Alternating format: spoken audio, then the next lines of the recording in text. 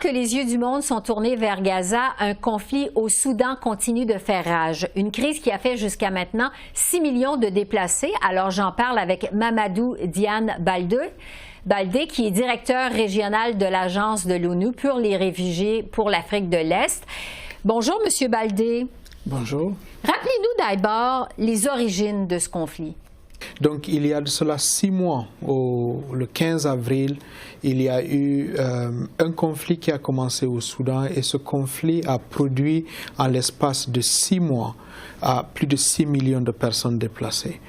1 200 000 sont sortis du Soudan, sont allés en Égypte, sont allés au Tchad, sont allés en République centrafricaine, en Éthiopie et de même qu'au Sud-Soudan.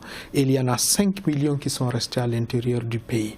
C'est de la souffrance à des niveaux extrêmement élevés, à des niveaux qui sont vraiment unprecedented. Oui. Et quelles sont justement les craintes de votre organisation relativement aux populations civiles au Soudan?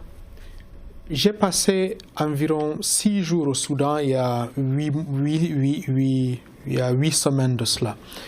Qu'est-ce qui se passe? On voit des populations civiles qui sont en train de souffrir, on voit des populations déplacées, c'était des ingénieurs, c'était des enseignants, c'était des élèves, c'est des gens qui avaient leurs propres entreprises, donc qui ont vu toute leur vie, tout ce qu'ils avaient comme moyens de vie qui ont été totalement disloqués à cause du conflit.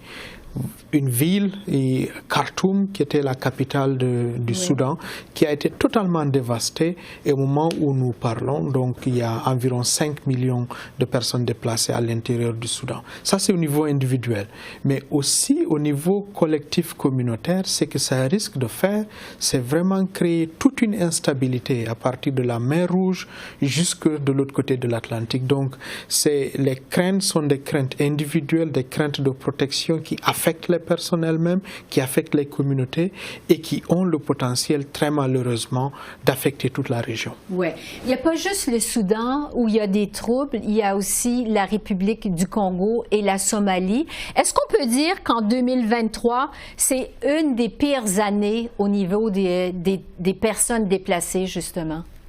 De toutes les façons, il y en a déjà eu, on a dépassé le cap des 100 millions de personnes déplacées.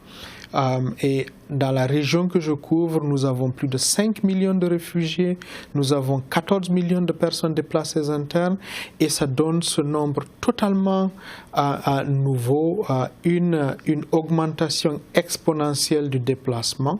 Et ce sont des déplacements forcés. C'est des familles, c'est des individus qui avaient l'habitude d'aller à l'école, qui avaient l'habitude de prendre soin d'eux-mêmes et de leur famille, dont les vies et dont les moyens de subsistance sont totalement disloqués.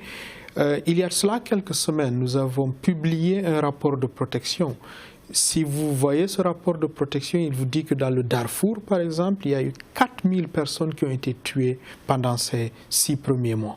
4000 personnes, c'est vraiment 4000 familles qui sont affectées et ça ne fait que continuer très malheureusement parce que le conflit continue et il a des conséquences extrêmement négatives sur les personnes et sur leur communauté. Évidemment, c'est très tragique. Qu'est-ce qui explique cette situation? Plusieurs choses. La première, c'est qu'il y a une crise de gouvernance qui a amené le conflit au moment où il est actuellement.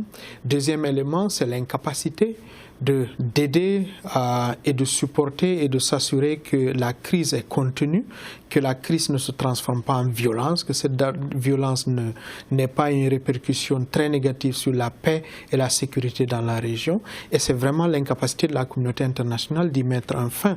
Il faut qu'il y ait une cessation des hostilités.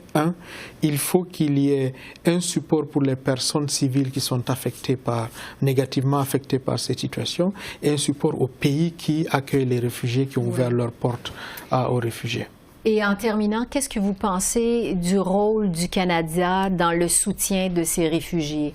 Le Canada contribue déjà au soutien des réfugiés. Nous sommes en contact à partir de Nairobi, mais aussi de toute la région avec les différentes ambassades. Ici, j'ai eu des rencontres avec les autorités, mais nous devons faire plus. Nous devons faire plus pour contribuer à une cessation des hostilités, comme je le disais tantôt, au retour de la paix. Et pendant que les autorités régionales, pendant que les Nations Unies travaillent pour le retour de la paix, il nous faut très réellement apporter un plus grand soutien aux populations déplacées, à ces familles-là. Pendant que j'étais au Soudan, j'ai rencontré des familles de retraités, des gens qui avaient mis tout leur argent dans l'achat d'une maison, dans l'achat de biens au niveau de Khartoum. Cette famille-là aujourd'hui vit à près de 21 personnes dans d'une maison de 2 pièces à 3 heures de Khartoum. Ce sont ces histoires humaines, ce sont ces impacts humains négatifs que nous voyons, et il faut alléger et s'assurer que la paix revienne. Mamadou Diane Baldé, merci beaucoup. Merci. Merci beaucoup. Merci de m'avoir eu.